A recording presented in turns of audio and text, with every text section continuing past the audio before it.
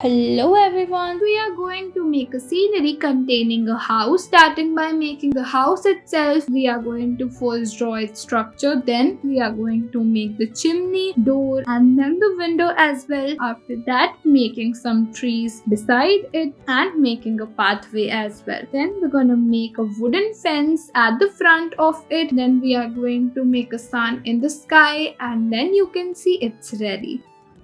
Next, we are going to make a scenery containing a beautiful house. Starting by making the house, we are going to make the structure of it. Then we're going to draw some basic features like chimney, doors and the windows. And beside the house, we are going to make a tree as well. And then in the sky, we are going to make some birds also, as you can clearly see in the video. After that, you can color it as friends and your simple easy drawing is completed.